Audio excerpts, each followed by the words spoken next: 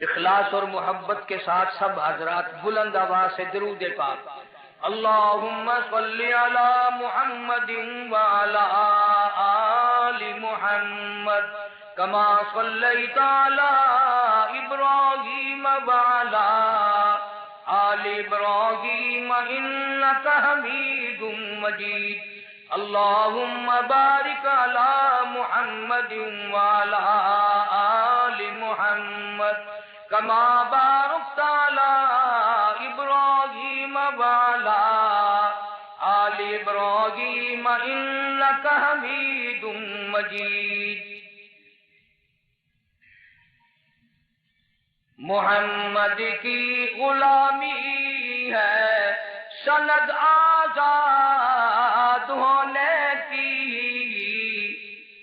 خدا کے دامن توحید میں آباد ہونے کی محمد کی محبت دین حق کی شرط اول ہے اسی میں ہو اگر خامی تو سب کچھ نامکمل ہے۔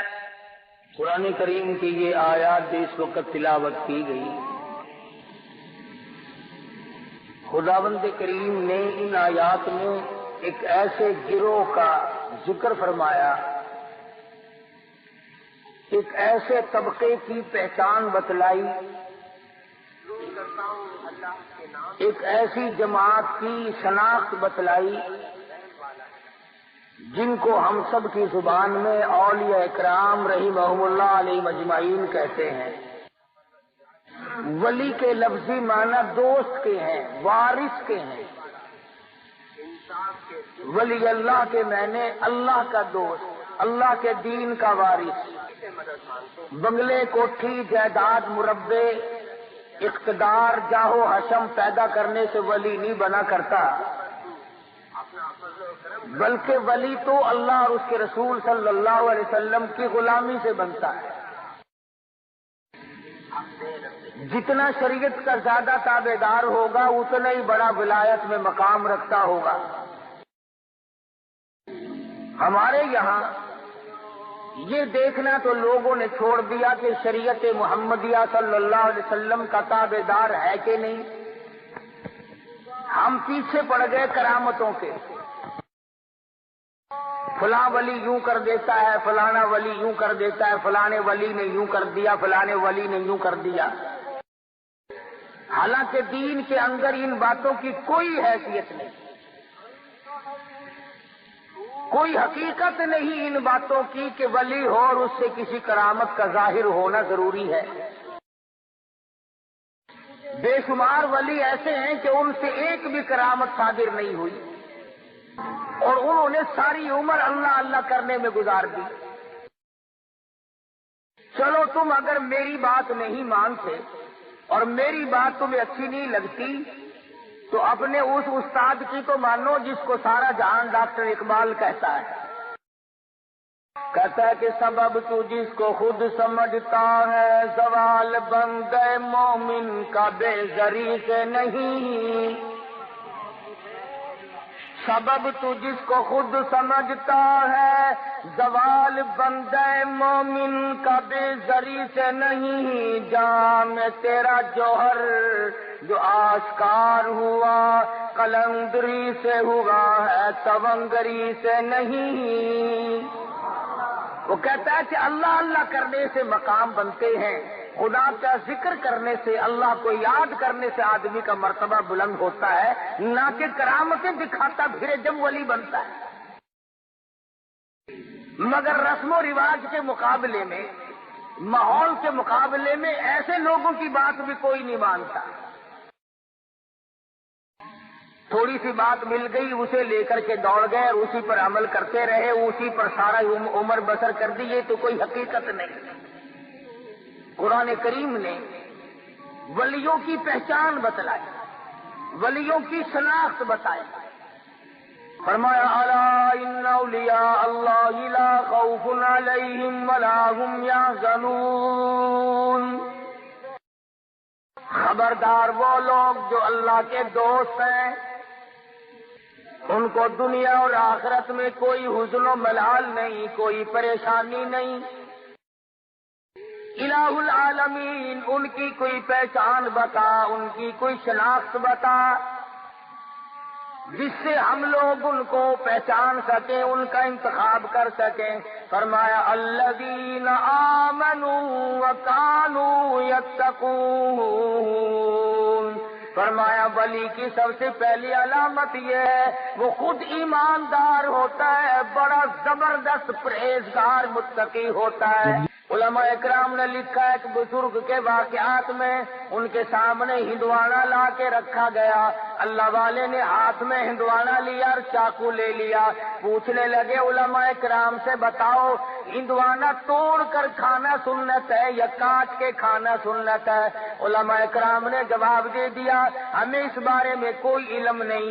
اللہ والے نے ہندوانا واپس رکھ دیا، فرمانے لگے اگر توڑ کے کھاؤں تو ڈر ہے کہیں کاٹ کے کھانا سنت نہ ہو، اور اگر کاٹ کے کھاؤں تو ڈر ہے کہیں توڑ کر کھانا سنت نہ ہو۔ میں ایسے کام سے کو پیچھے ہٹ جاتا ہوں جس کے بارے میں میرے آقا حضرت محمد الرسول اللہ صلی اللہ علیہ وسلم کی سنت مجھے معلوم نہیں۔ یہ جتنے بھی ولی گزرے ہیں انہوں نے، میں قسمیہ کہتا ہوں، ایک نے بھی سنت کا ترک نہیں کیا، ساری کی ساری زندگی قرآن و سنت کی روشنی میں معلومات کر کے اس کے مطابق گزارتے ہیں۔ اتنا پرہیزگار ہوتا ہے ولی مولانا مظفر حسین کاندھلی رحمت اللہ علیہ۔ دلی جانا چاہتے ہیں، کاندھلے سے اونٹ پہ سوار ہو کر سامان دکھلا دیا، یہ میرا سامان ہے، میں خود سوار ہوں گا۔ ایک آدمی آ کے کہتا ہے مولانا یہ رکا میرا دلی کاغذ کا پرزہ ایک آدمی کو پہنچانا ہے۔ مولانا فرمانے لگے بیٹھ جاؤ، اونٹ والا آئے گا، میں اس سے پوچھوں گا جتنا سامان میں نے تجھے اس کو دکھا دیا ہے اور اپنا بتا دیا ہے اس سے زیادہ وہ ایک کاغذ کے پرزے کا وزن رکھنے کی اجازت دیتا ہے کہ نہیں؟ اگر میں نے اس کی اجازت کے بغیر اپنی جیب میں ایک رکا کاغذ کا رکھ لیا تو بے ایمانی ہوگی۔ اس کی اجازت کے بغیر ایک کاغذ کا رکا رکھنا بھی جائز نہیں، اس لیے کہ سامان اس کو دکھا چکا ہوں۔ مولانا مظفر حسین کاندھلی رحمت اللہ علیہ دلی سے واپس ہونے لگے۔ اس زمانے میں بیل گاڑیاں چلا کرتی تھی تو حضرت بیل گاڑی میں بیٹھ گئے اور دوران گفتگو گاڑی چلانے والے سے معلوم ہوا کہ یہ گاڑی کسی رنڈی کی ہے، ایک کنجری کی ہے جس نے کرائے پہ کی گاڑی رکھی ہوئی ہے اور یہ ملازم ہے اس کا۔ تو مولانا نیچے اتر گئے، فرمانے لگے بھائی ذرا پیشاب کرنا ہے۔ اس کے بعد پیدل چل دیے کہ ذرا پاؤں کھولتا ہوں۔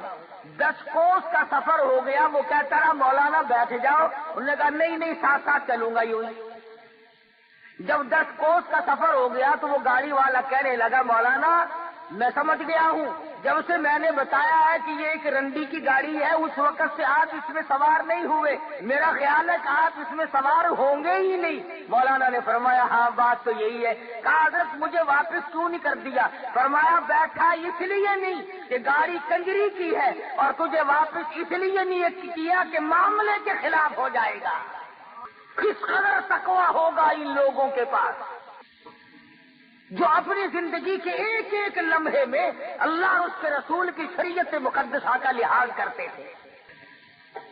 امام ابو حنیفہ رحمت اللہ علیہ بہت بڑے جلیل القدر بزرگ ہیں، اللہ والے ہیں، امام ہیں، 53 حج اپنی عمر میں ادا فرمائے اور کئی حج ایسے ہیں گھر سے لے کر بیت اللہ تک پیدل گئے پیدل آئے، مگر تقوی کا یہ عالم ہے۔ بغداد شہر میں سخت دھوپ پڑ رہی ہے، ایک مکان ہے بہت بڑا، اس کی چھاؤں میں جانور بیٹھے ہیں، آدمی دھوپ میں آرام کر رہے ہیں اور حضرت والا دھوپ میں کھڑے ہیں۔ کوئی واقف آدمی آیا، کہنے لگا حضرت جی پسینے میں سرابور ہو، کپڑے بھیگ گئے، یہ بلا کی دھوپ پڑ رہی ہے، دوپہر کا وقت ہے، آپ یہاں سائے میں کھڑے ہو جائیں، آپ دھوپ میں کیوں کھڑے ہیں؟ سبحان اللہ فرمانے لگے جس کے مکان کا یہ سایہ ہے، جس کے مکان کی یہ چھاؤں ہے، میں نے اس مکان والے سے قرض لینا ہے، ڈرتا ہوں اس کی کسی چیز سے فائدہ اٹھایا سود نہ ہو جائے۔ امام احمد بن حنبل رحمۃ اللہ علیہ بہت بڑے جلیل القدر ولی ہیں۔ خادم کو ایک اور بات میری یاد رکھنا، نفل پڑھنے سے بھی ولی نہیں بنتا، معاملات کے اندر ثابت قدمی ہو تب ولی بنتا ہے۔ میں اگر ساری رات نفل پڑھوں اور صبح اٹھ کر کے 100 روپے کسی سے ٹھگی کے مار لوں، میرے نفلوں کا کیا بنا؟ میں رات دن قرآن کریم کی تلاوت کروں اور صبح اٹھ کر کسی کا حق غصب کر لوں تو میری تلاوت کا کیا بنا؟ اصل بات معاملے کی ہے۔ امام احمد بن حنبل رحمۃ اللہ علیہ جیسا جلیل القدر آدمی جس نے اللہ کی قرآن کے لیے 2 سال تک مسلسل درے کھائے، خادم کو بھیجا کہ بازار سے دال لے آ۔ وہ 1 پیسے کی ذرا سی دال لایا کرتا تھا۔ اس دن ایسا موقع بنا کہ جب لینے کے لیے کٹورا لے کر خادم دال لینے بازار میں آیا تو کئی دال بیچنے والے بیٹھے تھے۔ ایک نے کہا پیسے کا 1 چمچہ، دوسرے نے کہا پیسے کے 2 چمچے، تیسرے نے کہا پیسے کے 3 چمچے، چڑھتے چڑھتے 5 چمچوں پہ چلے گئے تو وہ کٹورا بھر کے لایا 1 پیسے کا۔ میرے جیسا ہوتا تو بسم اللہ پڑھ کے غصے لگاتا کہ اچھا اور زیادہ مل گئی۔ تو امام احمد بن حنبل رحمۃ اللہ علیہ نے پوچھا کہ پیسہ تو 1 دیا تھا، یہ اتنی ساری دال کیسے آ گئی؟ خادم کہنے لگا حضرت مزے آ گئے، دال بیچنے والوں کا مقابلہ ہو گیا، اپنا کام بن گیا۔ ان کی ضد لگ گئی آپس میں، اس نے کہا 2 چمچے، اس نے کہا 3 چمچے، اس نے کہا 4 چمچے، میرا تو کٹورا بھر گیا۔ امام احمد بن حنبل رحمۃ اللہ علیہ فرمانے لگے یہ دال میرے کھانے کی نہیں، یہ کاروبار تو نہ ہوا، یہ سودا تو نہ ہوا، یہ تو چڑ بازی اور ضد بازی کا سودا ہے، یہ دال واپس کر کے آ۔ ضد میں آ کر اس نے خسارہ اٹھایا، گھاٹا برداشت کیا دال بیچنے والے نے۔ ہم جیسا ولی نہ پہنچا۔ وہ دلی میں کسی نے آواز دی کہ آنا روٹی دال مفت، تو یوں ہاتھ کر کے کھڑا ہو گیا، انہوں نے کہا روٹی پلے رکھ، دال ہی پلا دے مجھے تو بس۔ مفت کی چیز کو بڑے تلاش کرتے پھرے ہم۔ اس نے کہا تھا روٹی کے ساتھ دال مفت ملے گی، کہ آنا روٹی دال مفت، انہوں نے کہا لاؤ دال ہی پلا دو بس۔ امام نے دال کو واپس کیا تو وہ خادم دال لے کے واپس گیا، کہنے لگا نہیں میرے بزرگ نے یہ دال واپس کر دی۔ وہ آپس کے ضد باز کہنے لگے اگر واپس لے لی تو بازی ہار جاؤ گے۔ دکاندار آپس میں کہنے لگے بازی ہار جاؤ گے۔ انہوں نے لی نہیں، وہ پھر واپس آیا۔ اب تو چاہیے تھا نا کہ لا یار بیٹھ کے اپنا رگڑا چڑھاؤ، نہیں لی تو نہیں صحیح۔ مگر امام احمد بن حنبل رحمۃ اللہ علیہ فرمانے لگے مسجد کے دروازے پہ کھڑے ہو جاؤ اور یہ اعلان کرو 1 پیسہ احمد بن حنبل کا لگا، دکانداروں کی ضد بازی ہوئی، یہ دال ہے کسی نے لینی ہو تو لے جاؤ۔ علماء کرام نے لکھا ہے 2 دن 2 رات تک آواز لگاتا رہا، کوئی اس دال کے لینے والا نہ ملا۔ ایسے نیک لوگ ہوں گے، کتنا حلال کھاتے ہوں گے، ان کے پیٹ میں کتنے حلال کے لقمے جاتے ہوں گے کہ تھوڑے سے صبح والی چیز کے لینے والا بغداد شہر میں کوئی نہیں۔ امام ابو حنیفہ رحمۃ اللہ علیہ کے سامنے ایک آدمی آیا، پوچھا کیا بات ہے؟ کہنے لگا جی میری بکری گم ہو گئی۔ کیسی تھی بکری؟ کہ جی بہت اچھے گوشت کی، فربار موٹی تھی۔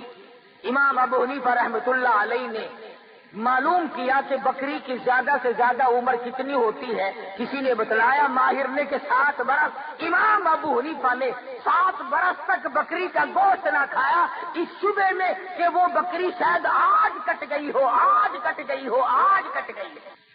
تقویٰ اور پرہیزگاری اس کا نام ہے۔ کپڑے کی تجارت کیا کرتے تھے امام صاحب۔ ایک تھان میں کوئی نقص تھا،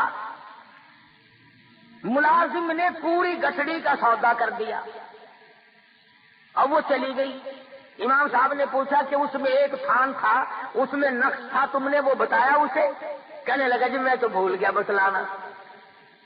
فرمایا کہ اس گٹھڑی، وہ جو گٹھڑی ہے وہ تمام کی تمام کی رقم جتنی بھی ہے اب کیسے مختص کیا جائے کہ یہ پیسہ اس گٹھیا تھان کا ہے اور یہ پیسہ اچھے تھانوں کا ہے. فرمایا اعلان کرو ابو حنیفہ کے کپڑے کی گٹھڑی کی قیمت ہے، ایک تھان اس میں گٹھیا تھا، اس کے پیسے بھی بیچ میں ملے ہوئے ہیں. علماء نے لکھا ہے خادم کئی شہروں میں پھرا.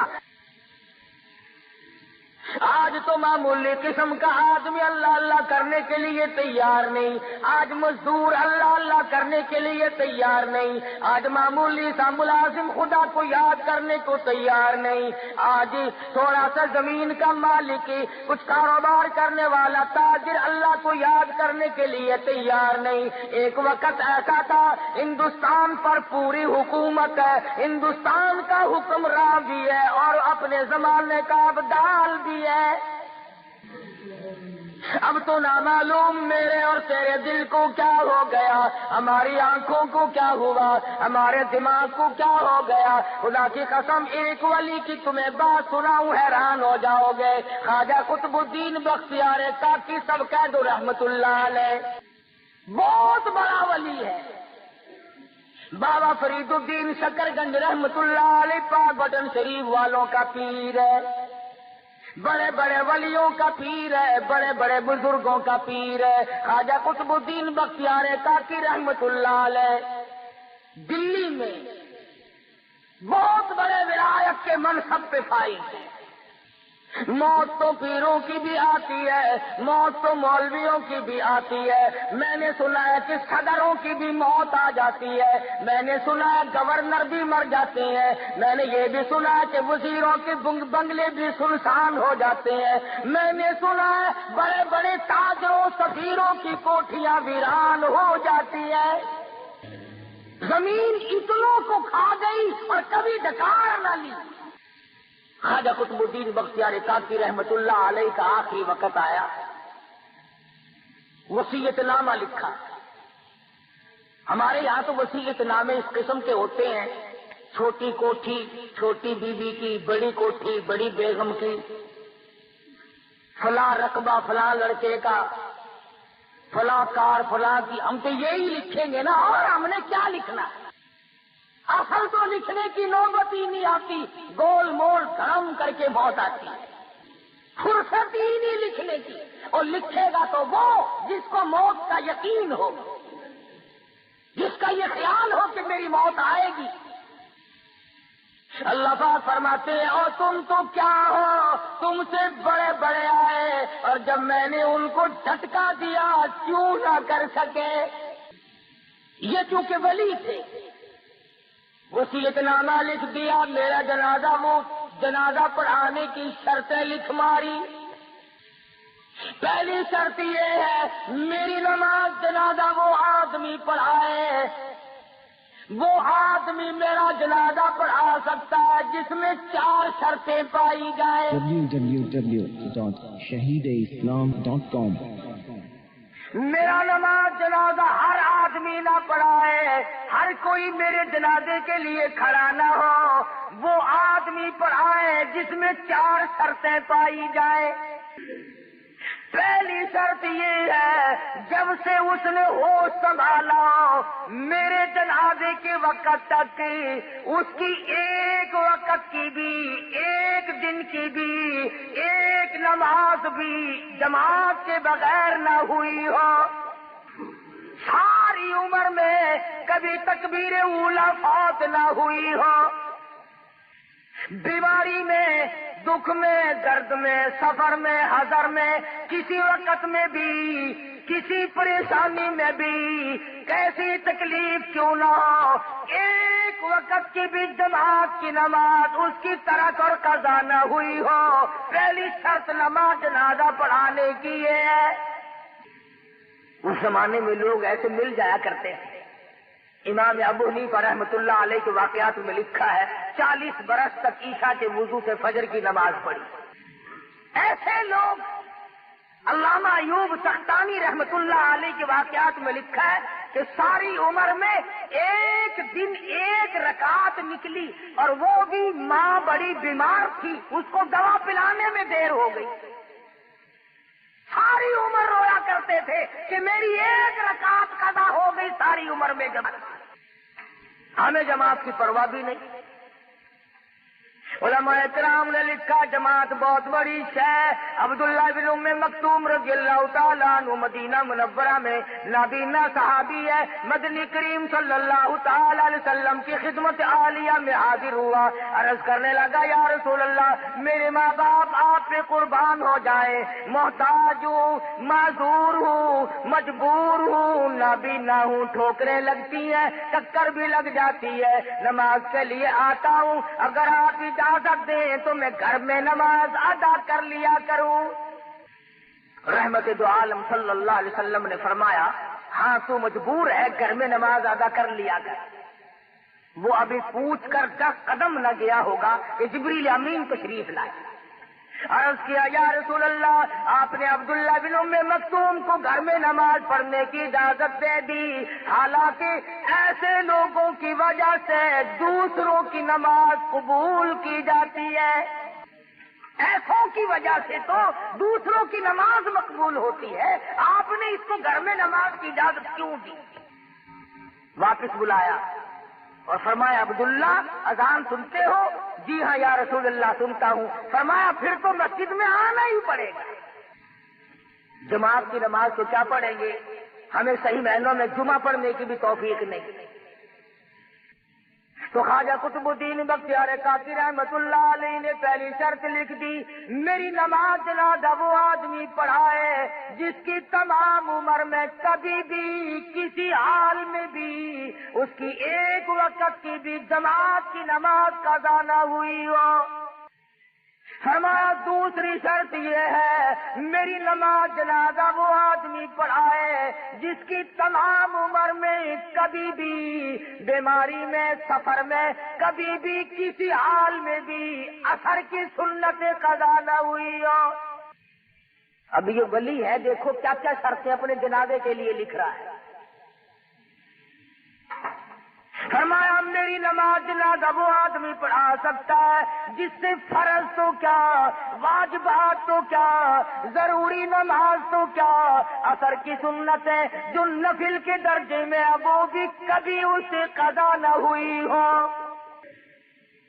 فرمایا تیسری شرط یہ ہے میری نماز جنازہ وہ آدمی پڑھا سکتا ہے، ایسا آدمی میری نماز جنازہ پڑھائے جس کی ساری عمر میں کبھی بھی کسی حال میں بھی تہجد کی نماز قضا نہ ہوئی ہو۔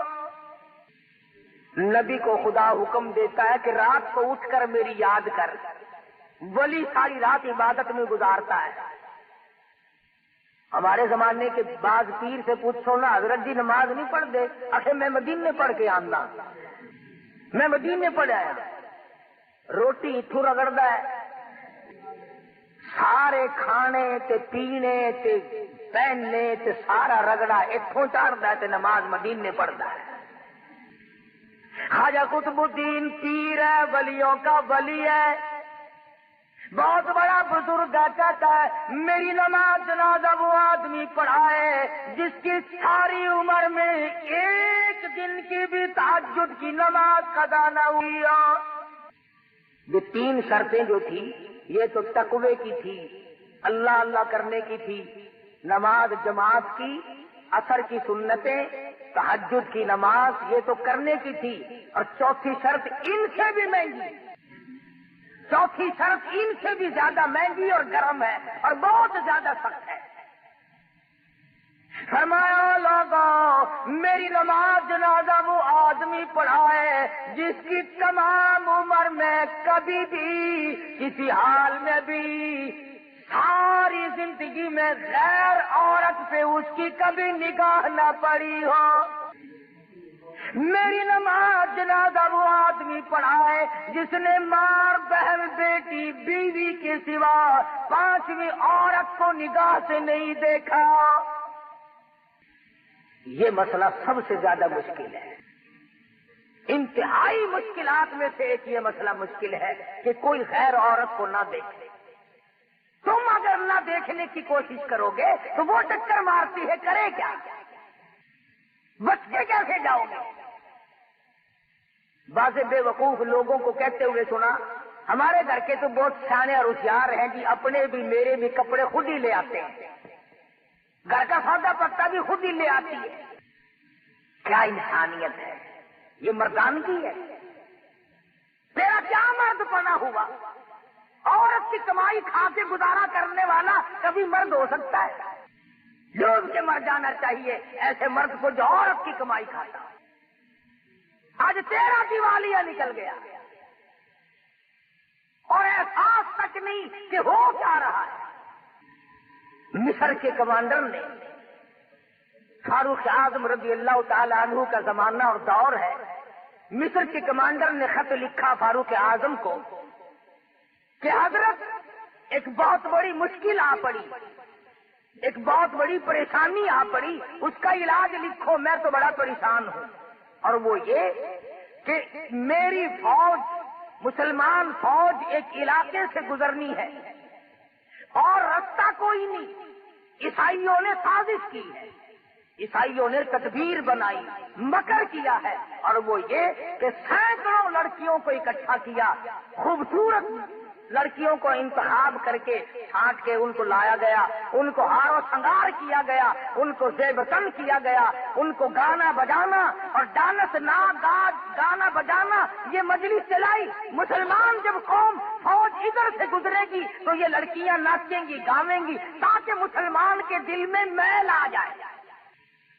اور مسلمانوں کافر کا بھی عقیدہ ہے کہ اگر مسلمان کے دل میں میل آ گیا تو اس کا بیڑا غرق ہو جائے گا. کافر کا یہ عقیدہ ہے، پر آج تیرا عقیدہ نہیں، تو بچتا نہیں. ہر گھر سے کنجری کی آواز آتی ہے، ہر گھر سے کنجر کی آواز آتی ہے. بہو بیٹیاں بھی، بڑے چھوٹے، امیر غریب، سفید داڑھی آ گئی. موت کا پیغام منہ پہ موجود ہے، کہتا تل میرا شا پڑ گیا، تیری سے گردن جھک گئی. اب تو جھک ہے سرکش خدا کے سامنے. سفید بال آ جانے کے بعد بھی کنجریوں کے گیت سن کر بڑا خوش ہوتا ہے. اور جب ہماری روحوں میں گانا بجانا رچ گیا تو ہم گیت سنتے ہی مریں گے، گانے گاتے یا گانے سنتے ہی مریں گے. مصر کے کمانڈر نے فاروق اعظم کو لکھ دیا، اللہ والے میں بڑا پریشان ہوں، فوج کے لیے دوسرا راستہ کوئی نہیں. عیسائیوں نے بڑی سازش کی ہے، کہیں مسلمان قوم کا بیڑا غرق نہ ہو جائے. امیر المؤمنین خلیفۃ المسلمین سیدنا فاروق اعظم رضی اللہ تعالی عنہ نے خط کا جواب لکھا، فرمایا کوئی پریشانی کی بات نہیں، ساری فوج کو اکٹھا کر کے قرآن کریم کی ایک آیت سنا دو، ایک آیت سنا دو اللہ کے قرآن. فاروق اعظم کا یہ عقیدہ، پوری فوج کو ایک آیت کافی ہے. آج عوام اور حکام کو سارا قرآن کافی کوئی نہیں. کون سا گھر ہے جس میں اللہ کا قرآن نہیں رکھا؟ کون سی مسجد ہے جس میں خدا کا قرآن نہیں؟ کون سی بستی ہے جس میں اللہ کا قرآن نہیں؟ اور ظالموں، قرآن کریم کے اوپر گردوں کو باں جمع پڑا ہے، اپنے منہ روزانہ صاف کرتے ہو، خدا کا قرآن بھی کبھی جاڑا. برتنوں کی صفائی، بستروں کی صفائی، گھر کی صفائی روزانہ کی جاتی ہے، اور خدا کے قرآن کو پورے سال ہاتھ لگانے والا کوئی. کمانڈر کو خط لکھ دیا فاروق اعظم رضی اللہ تعالی عنہ نے کہ ایک آیت مسلمان فوج کو اکٹھا کر کے سنا دو. چنانچہ کمانڈر نے بیگل بجایا، تمام فوجیوں کو اکٹھا کر لیا اور فرمانے لگے قل للمؤمنین یغضوا من ابصارهم وَيَحْفَظُوا فُرُوجَهُمْ ذَلِكُمْ أَزْكَىٰ لَكُمْ إِنَّ اللَّهَ خَبِيرٌ بِمَا يَصْنَعُونَ. ایک کی کمانڈر نے سنائی ہے، اور اس کے بعد حکم دیا فوج کو کہ رخصت ہو جائے، چلے سب۔ اب مسلمان سپاہی گزر رہے ہیں، ڈانس شروع ہے، گانا بجانا شروع ہے، تھک گئی گانا گا گا کر، بے شمار فوج تھی، ڈانس کر کر کے عیسائی لڑکیاں تھک گئی، کسی نے یوں سر اٹھا کے نہیں دیکھا، کسی نے آنکھ اٹھا کر نہیں دیکھا۔ قرآن کی آیت کا ترجمہ تھا، او مومنوں، او مسلمانوں، اپنی نگاہوں کی حفاظت کرو، اپنی شرمگاہوں کی حفاظت کرو۔ اگر تم کنکھی آنکھوں سے بھی دیکھو گے، یوں ذرا سا کوئے میں سے بھی دیکھو گے، ان اللہ خبیر بما یصنعون، میں تمہاری ساتھ ہوں، میں تمہیں دیکھ رہا ہوں، میں دیکھ رہا ہوں۔ اگر تم نے ان لڑکیوں کی طرف آنکھ اٹھائی تو میں خدا دیکھ رہا ہوں۔ فوج نے قرآن کی ایک آیت سنی اور چل دیے، نکل رہے ہیں، جا رہے ہیں، کوٹھوں پہ لڑکیاں ناچ ناچ کے تھک گئی، ڈانس کر کر کے تھک گئی۔ بالآخر جب تقریباً ساری فوج نکل گئی، دو چار آدمی آ گئے، ایک لڑکی کہنے لگی، ارے یہ حسن کا نظارہ، یہ جمال، یہ رقص و سرود، یہ گانا بجانا، ہم نے پورا زور لگا دیا، کسی نے آنکھ اٹھا کر نہیں دیکھا۔ سارے اندھے تو نہیں، کوئی تو دیکھو، سر تو اٹھاؤ۔ لڑکیوں کی یہ بات سن کر ایک مسلمان سپاہی چلتا چلتا یوں نظریں کر رکھی ہیں، چلتا چلتا کہنے لگا، کیسے کوئی دیکھے گا، سارے کے سارے اللہ کا قرآن سن کے آئے ہیں، سارے اللہ کا قرآن سن کے آئے ہیں، کوئی نہیں دیکھے گا۔ اللہ غنی، عیسائی لڑکیاں کہنے لگی، وہ کیسا قرآن ہے جو اتنے بڑے جمال کے نظارے سے روک دے، اتنے حسن سے روک دے، گانے بجانے سے روک دے، یہ طرح طرح کے ڈانس ہم نے کیے، ان کو دیکھنے سے روک دے۔ وہ کیسا کلام ہے جس میں اتنی قوت ہے، اتنی اسپرٹ ہے، اتنی شجاعت ہے، اتنی جرأت ہے۔ اور جانے والوں، وہ قرآن ہمیں بھی سنا جاؤ، وہ خدا کا قرآن ہمیں بھی سناتے جاؤ۔ ایک مسلمان سپاہی نیچے نظریں کی ہوئی ہے، چلتا بھی جاتا ہے اور کہتا، قل للمؤمنین یغضوا من ابصارهم ویحفظوا فروجهم ذلکم ازکی لکم ان اللہ خبیر بما یصنعون۔ ادھر مسلمان سپاہی قرآن پڑھتا جاتا ہے، ادھر پرندوں کی طرح لڑکیوں نے چھلانگ لگا کر کے نیچے آنا شروع کر دیا۔ اور قرآن پڑھنے والوں، نہ چھوڑ کے جاؤ، ہمیں بھی ساتھ لے جاؤ۔ علماء نے لکھا ہے، ایک آیت سن کر کئی 100 عیسائی لڑکی مسلمان بنے، اور ہم مسلمان ڈوب کے مر جائیں، سارا قرآن سن کر کے بھی آج تک مسلمان نہ بنے، آج تک مسلمان نہ بنے۔ تو خواجہ قطب الدین بختیار کاکی رحمت اللہ علیہ نے چوتھی شرط لکھ ماری، فرمایا، میری نماز جنازہ وہ آدمی پڑھائے جس کی ساری عمر میں کبھی بھی کسی حال میں بھی غیر عورت پہ اس کی نظر نہ پڑی ہو۔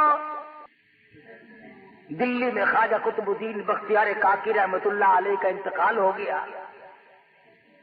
میرٹھ، غازی آباد، مراد آباد، پانی پت، سہارنپور، پوری دنیا میں لوگوں نے شور مچایا، اتنی مخلوق آئی۔ علماء کرام نے لکھا ہے کہ کئی لاکھ آدمی جنازہ پڑھنے آیا، جنازہ رکھا ہوا ہے۔ تھوڑی تھوڑی سی دیر کے بعد وصیت نامہ پڑھ کے سنا دیا جاتا ہے کہ بھی خواجہ صاحب نے یہ لکھا ہے، دیکھ لو، جس میں یہ 4 شرطیں پائی جاتی ہو وہ آگے آؤ اور جنازہ پڑھاؤ۔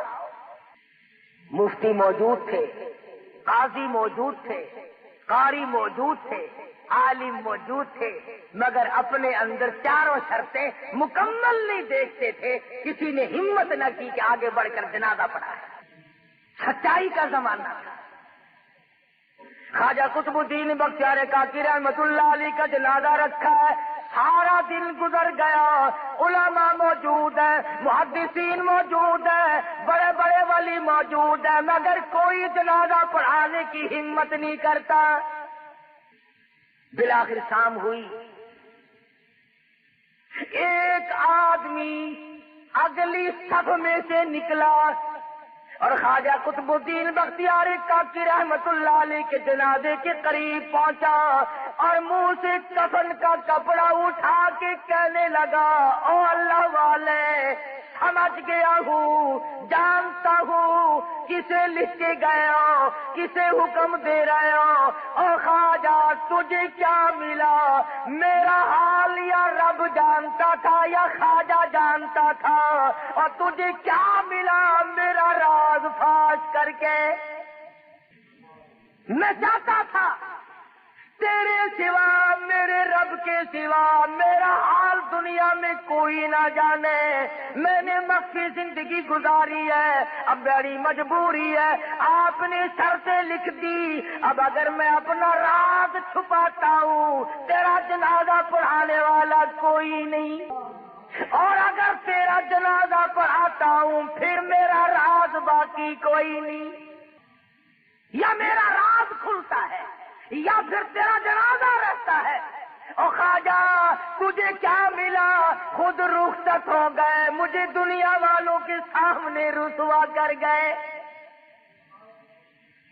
میں چاہتا تھا تیرے سوا, میرے رب کے سوا میرا حال کوئی نہ جانے.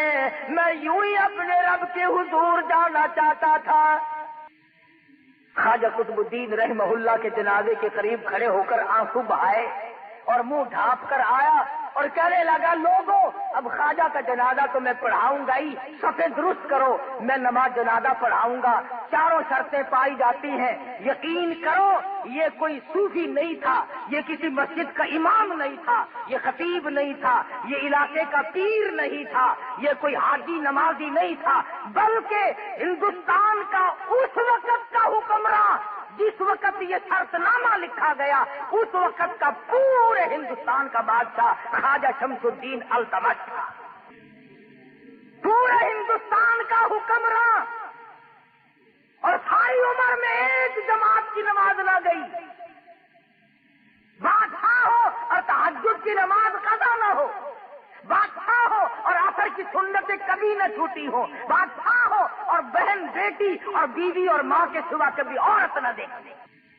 مسجد میں بیٹھے ہو, وضو کر کے بیٹھے, ایمانداری سے ذرا کلیجے پہ ہاتھ رکھ کے سوچو, جب بادشاہ ایسے ہوں گے تو پبلک کیسی ہوگی, عوام کیسے ہوں گے, لوگ کیسے ہوں گے, حالات کیسے ہوں گے, اس وقت کیسی ہوا چلتی ہوگی. ارے خدا کی قسم, ہر آدمی جو مرتا تھا سیدھا جنت میں جاتا تھا.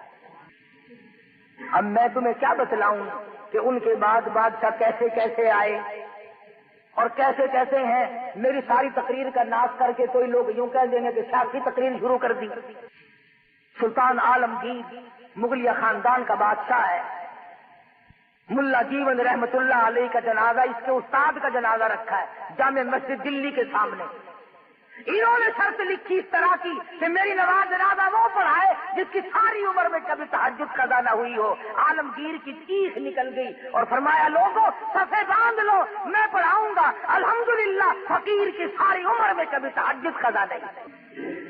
ابھی تم سارے بیٹھے کہہ رہے ہوگے کہ ساری باتیں دلی کی کرتا ہے, بس ملتان کی بتا دوں. ہاں تم سارے ولی, میں تو تم سب کو ولی مانتا ہوں.